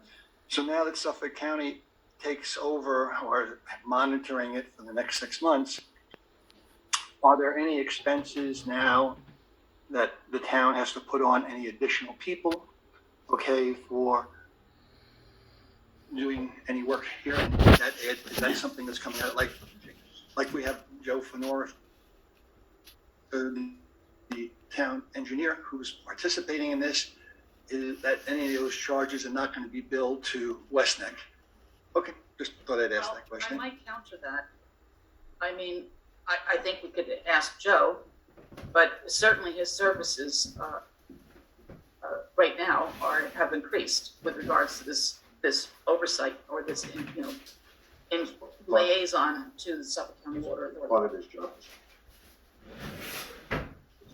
Yeah, I would add that. It benefits the West town End. has asked Joe to do this. Certainly, in this transitional time, there's a bit more to be done as we're changing from one operator to the other. But I don't expect that effort and devotion of resources will continue once we have an established operator. That's sort of the whole premise behind a new operator, so that the town does not have to devote resources. But at present, it's in terms of my time or highway department time and resources. It's no different than jumping from one other town asset to another, on different project related work. And there's no additional clerical changes at all. Everything is just the same. Okay. The other question it could be potentially, Gordon. It could be cheaper for the town. Right now, the town does dedicate administrative resources to handle billing, payment collection, and communication with customers. So under a longer term agreement, that would all be done through Suffolk Water, and direct to the customer. So in that sense, there would potentially be a relief of town resources under a longer term agreement. So the taxpayers of Shelter Island, they do assume certain financial responsibility because those clerks and Joe Fenora are paid by the taxpayers. Is that correct? So it's not like it's really self-sustaining, or all the expenses are being paid by the West Neck Water District. There are other costs that are the town provides. Okay.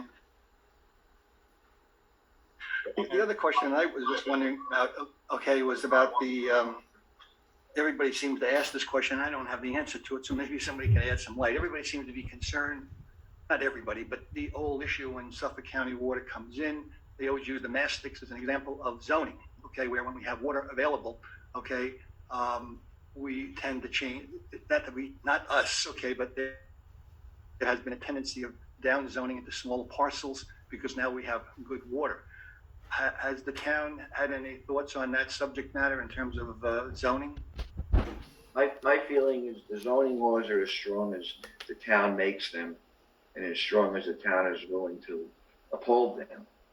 So there's always the outside chance of downzoning if a town board is sitting here that wants to try to downzone. But as long as you put things in legislation that you need a public referendum to do that, it's the will of the people. If the will of the people choose not to downzone, then it won't happen. Okay. One last question that I was just thinking about, Deering Harbor has Suffolk County water. Can Deering Harbor supply that service that Suffolk County provides there? Can they service other communities from the Deering Harbor area? Joe? The agreement right now, I believe the agreement says that we cannot. Okay, that's all I wanted to ask. Thank you.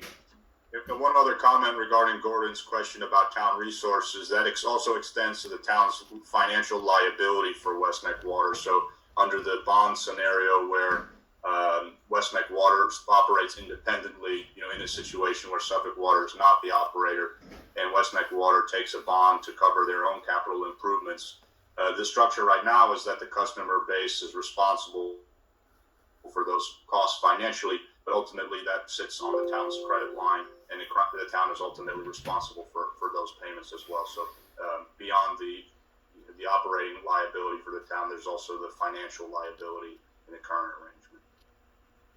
Joe, correct me if I'm not mistaken, okay, but with Suffolk County Water right now, even the West Neck Water District, really when we put wells in, we're really looking for better water.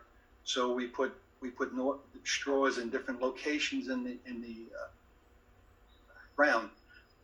In other parts of Nassau, and I come from Western Suffolk where I've had a home, they actually have to treat and do treatment. Suffolk County is not really removing anything or treating the water. Is that correct? Are you talking about here on Shelter Island or Yes. on the mainland? Yes, here on Shelter Island, yeah. So here on Shelter Island, the wells that we have right now that serve the West Neck Water District, all that's done is we adjust the pH with soda ash and we add chlorine. There's no filtration. Okay. So the whole issue of ground septic still becomes a very critical part of clean water. Okay, so I just thought I'd make that clear. Okay, thank you. Whatever we put in the ground, we drink.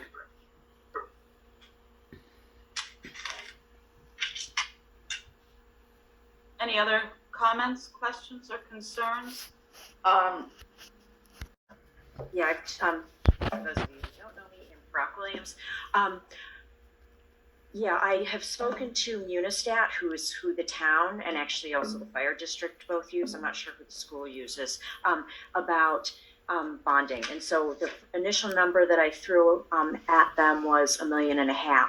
And he looked at some other municipalities who had recently bonded, and I believe the amounts that were the rates were like 3%. Maybe there was one that was in the 2s, but the amount of time that it takes, we have to do a permissive referendum in order to do bonding and things like that. They would help us step through that whole process. So it would be a couple of months. So he suggested using a rate that was a little above 3%, just so that way we could have time, and his expectation is that interest rates would be going up. So rough and dirty, $1.5 million would probably, on 30 years, which, off the top of his head, said that would be the initial term that we would use, would probably cost the district about $60,000, a little above $60,000 a year in debt service. And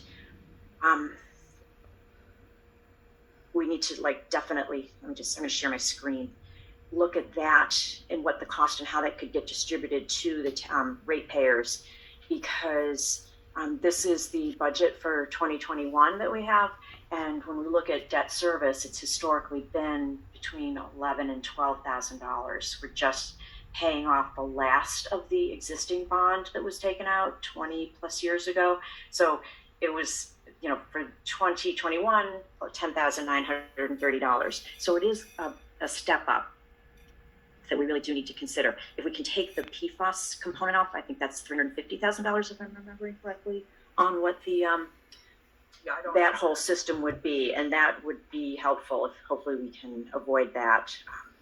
But so we'll have to look at, right now, the revenues that were budgeted. We've got metered water sales, we've got a water service charge.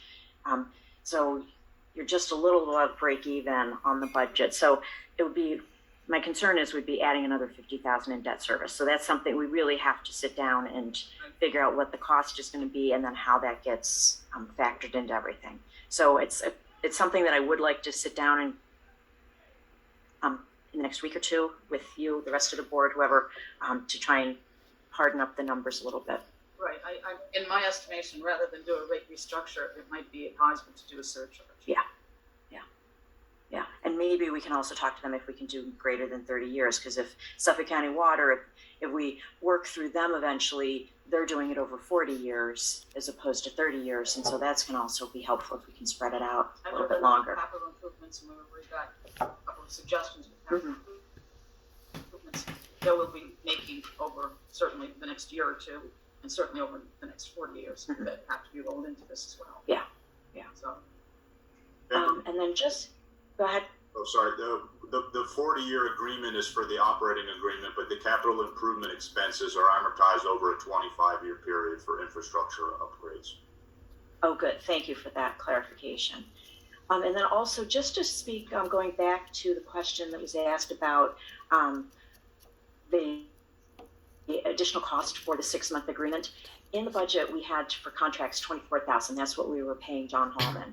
So if we just look at 6 months, that's $12,000 versus $30,000. However, we also have the chemicals at $6,500, so we're saving $3,250 there over 6 months, and we're also saving $6,000 on testing because they do all of that, and it's incorporated into their fee. So we're comparing $21,250, which is what we had under the John Hallman scenario, versus $30,000. So it is going to be an extra $8,750 over the 6 months. Well, yes, and yes. So I looked at that, and I initially started to factor that in, 6,000. But if we were looking at this, what's it called, the station master meter, and that's going to be over 2,500. So I'm thinking that we are going to have some repairs and maintenance then. So I didn't want to pull that 3,000 and move that down into contracts at this point. I had budgeted for 2021. I'm working off of the budget, and 49,500 would be rolled over from a line item and be absorbed by Suffolk County Water. The lines that you just suggested, which are chemicals, water testing, contracts, and I assume professional services. Right. Because that's usually what we put out for our engineer. I'm assuming that will also get rolled under Suffolk County Water. So that comes up to 49,500, which is going to help offset the additional expense. Yes. That they're, right.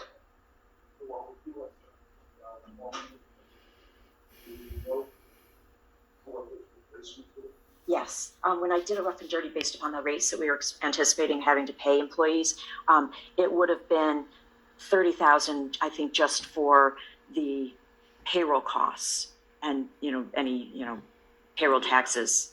It would have been for the same 6-month period. Yes, because based upon the estimated hours initially, that was an open number, whether it was going to be less or more, but we would have still retained the chemical costs and the testing costs. So having Suffolk County Water come in was a less expensive option, in my opinion. So that was in part, when I'm always looking at the numbers, why I was thinking it was the right direction to go, as well as the concerns that Joe Fenora raised about staffing and the continuity beyond, Labor Day, and also just the liability concerns. And just the fact that Suffolk County Water has a bigger organization, if someone gets sick or gets hurt, they fill in the people. We are not the ones scrambling to find replacements. So, Amber, just, either you or Joe, just correct me if I'm wrong. If we sign a long-term agreement with Suffolk County Water, they forgive the $30,000. That's number one. Number two is, Wait, clarity. They forgive it, meaning we don't pay it. specifically. We don't pay the $30,000. So a long-term agreement from the date that this Yes. agreement, the inception of this agreement Yes. going forward. so it's replaced with another financial obligation. There'd be no financial, it'd be an agreement. Well, there is a financial obligation, but this 30,000 would get rolled Right. into the longer-term agreement. Right. Okay. Okay. The second point is, One you second, mentioned it wouldn't be rolled in, it would be forgiven or credited. This 6 months would essentially turn into a free period of operating. The cost wouldn't be rolled into the next agreement, it would essentially be for free. So all the testing and everything is for free. Over the That's good. 6 month period. What would the net new rate be though? well, that's one. The next part is, Joe mentioned that Deering Harbor has a high rate, and then the village absorbs the difference. If No, the village gets money from it. yes, they absorb that. If we kept the same rate, if Suffolk County Water kept the same rate as West Neck Water is charging now, they project the town would pay Suffolk County Water their Shelter Island fee, and we would end up banking over the terms of the lease of the contract $650,000, which they would put towards capital improvements. So that would offset the bond of $650,000. Joe, am I explaining that right? Essentially, yeah. So the operating agreement would be between the town, since the West Neck Water District is a town entity, and Suffolk County Water. Suffolk County Water, in the operating agreement, would bill Shelter Island Town a certain fee for consumption, a consumption-based fee, and that fee is established for the territory. So it's not unique to West Neck Water. As Joe mentioned, it's the same as Deering Harbor or Fire Island. They have an outer island territory fee. And how that fee aligns now with the West Neck Water fees, your existing consumption-based rates, is that it's about half. It's a little less than half, actually, about 45% of what you currently pay to operate recharge your customers. So because the billing goes directly from Suffolk County Water to the town in any of these operating agreements reserves the right to structure their fees or rates however they choose for their customers. And so in this scenario where we'd be looking at capital improvements in this $700,000 or $1 million range, at your existing rate structure, at what West Neck Water currently charges its customers, the difference between what you currently pay and what Suffolk Water would actually charge us would generate enough revenue to the town on an annual basis to make the bond payment for approximately $650,000 worth of capital improvement. So it's not that on an annual basis we would receive $650,000 extra. It's just that because your rates are currently higher than what Suffolk Water would charge, the balance in the rates would generate some excess revenue per year, and there would be some variation in that because it's consumption based. So on a given year, you may generate more or less excess revenue, but the excess revenue would cover approximately $650,000 of capital improvements made towards an annual bond payment, for that amount. So there would be no need to rate restructure or surcharge, ostensibly. Well, that would largely depend on what the capital improvement budget is. As we've discussed, the current proposal is for approximately $1.4 million. So in this scenario, if you were to continue under a self-operated scheme where we hired operators, contractors, whatnot, and then took the bond on top of that, your existing rates would cover your existing operating expenses, and then the bond payment, like Amber described, of approximately $60,000 would have to be paid on top of that. in the scenario that we've discussed with Suffolk Water, because their cost to operate is so much less, if the capital improvement budget was about 1.4 million, as the terms currently sit, 650,000 of that would be covered in the rates you already pay. So any additional payments would only be on capital improvements above 650,000. So approximately $700,000 more would be the surcharge that needed to be made. Does that make sense? Yeah. It's a little bit. Yeah, it makes sense. I mean, I think we're clear on what you're saying. It sounds very Thanks, Jim. optimistic. But if you can bring the bond down, that would also help the homeowners to have less of a surcharge. You don't need. It's a combination of bringing the bond down and getting a second opinion from them of what needs to be done. Yeah. Maybe you bring it down. Yeah, that's right, Jerry. For instance, the vault installation, which we discussed today, was not something that was in the budget, I don't believe, for the bond request proposal. Or maybe, Lisa, was it or was it not? No, it was not.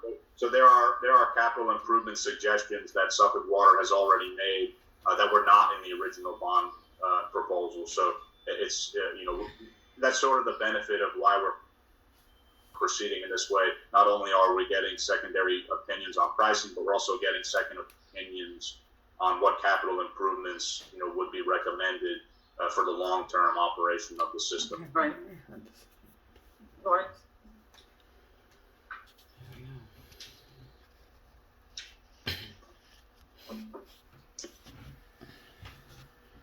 I just sort of say one thing, a lot of these improvements are absolutely necessary. It's not like they're just enhancements.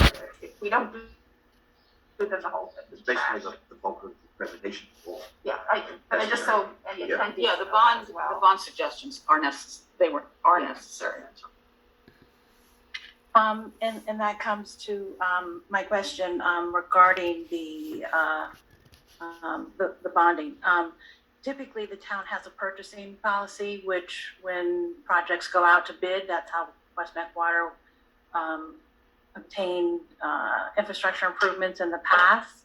But if it's being considered now for Suffolk County Water Authority to, if a long-term agreement does proceed, how those, that, I guess the question really is there no bidding then, that there is no competitive pricing? How does that work? Am I making any sense at all? Yeah, I understand what you're saying. Yeah, I mean, because typically, if it's done within Suffolk County Water Authority's purview, then does it have to go out to bid? And right, because therefore getting- before we would always get 3 or 4 bids for all improvements, so that way you could evaluate the bids and evaluate the prices to make sure you were getting the best prices and the best services. But if it's Suffolk County Water Authority that would undertake those capital improvements, then would those projects be sent out to bid? Would there still be a bidding? How do the customers? It could also be that they get a better rate. because Maybe. Yeah, I mean, all I think we're talking about is how are the customers assured that we have the best rates? Also, it depends on who's responsible for paying it. They're the ones paying it, and they're not subject to our policy. If it's something where we're buying it, then yes, we would still be subject to that bid. So it depends on who's making the ultimate payment. That would I think, well, as a customer, the question is just making sure that we get the best price for whatever the bid is for whatever the work bid is that's proposed. And then this question is completely unrelated, but the lady in the back of the room who's sitting next to me, she said she thought that there was a lot of confusion regarding Suffolk County Water Authority's name versus the county government, Suffolk County, and those are two completely separate things. So she just wanted me to clarify to the public, I guess, that Suffolk County Water Authority is completely separate and not part of our county government offices. It's a public benefit corporation that was formed by the county controllers, I guess, at the time. back in the 1950s or whatever. So it was formed by the county, and it is still there's a political element to Suffolk County Water Authority and in Suffolk County. Okay, that, Exactly. Exactly, yes. The way to think of it is sort of like the SCWA. It's part of, it is associated with the. anyway, that was a question that a couple of people have asked me, so that was why I put that out there. Thank you. And I think that raises one of my questions, and I don't know who can answer this, perhaps Bob, you can. And that is, does Suffolk County Water, I mean, I've heard this, and I don't know the truth or the legality of it. If Suffolk County Water Authority, do they have governance? Let's say that if the town wanted X and Suffolk County Water Authority felt it was prudent to do Z, is there any, do they have governance over municipal districts to make decisions that the town may object to? Can they say, we're going to go ahead with this over your objection?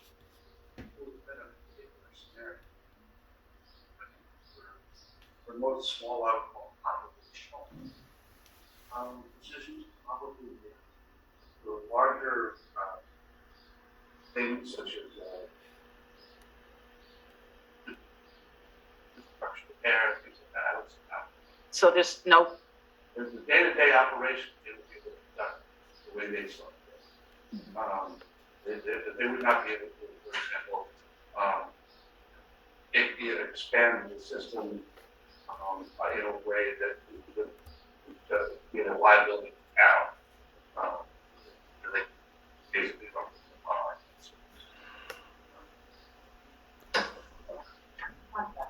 Right, that's it's really what it would all come down to the ultimate contract. I mean, for example, right now, under the temporary terms, there is to work up to $2,500 beyond that the approval.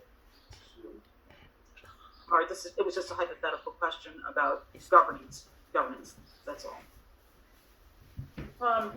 Okay, so I think, does that satisfy everybody with regards to the bond and the status where we are? Well, then be sending an update to the members of West Neck once we know exactly what we're going for. Yeah, Amber? Yes? I'm sorry, I've already just incorporating. Right now, Suffolk County Water Authority is kind of reviewing it and they're going to weigh in on what we need to do in terms of this bond project. And then once that's determined, then there'll be an announcement to the community stipulating what's in the bond and what exactly. I think we'll do another presentation just like we did Laura's first presentation. Here, Okay. the initial one was what their recommendation was. Who are doing the presentation We'll do to? The public? Yeah, we'll do that in a work session. Okay.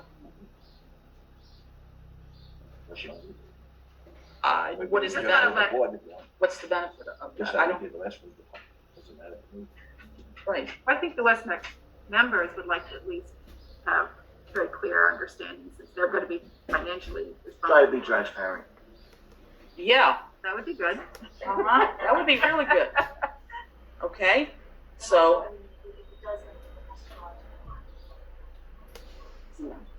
Right. Good point. Yeah. Right. so Wendy, when would you like this presentation? Well, we have to let's get Suffolk County.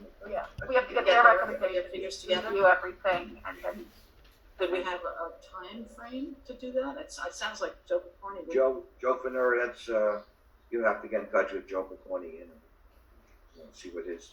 Like a month? We don't have a deadline, a date on the calendar, and that's largely because of the effort being expended with getting the operating agreement in place. but they understand that time is of the essence with this. And like I said, we've already established communication with the county health department on the more prudent items. So I expect it won't be very much longer. Can we just say arbitrarily a month, within a month that we? Maybe get their input whether a month is feasible. That would be good. Yeah. Yes, Joe? Sure. Just get back to us with a time frame, Joe, okay? Yep. Thank you.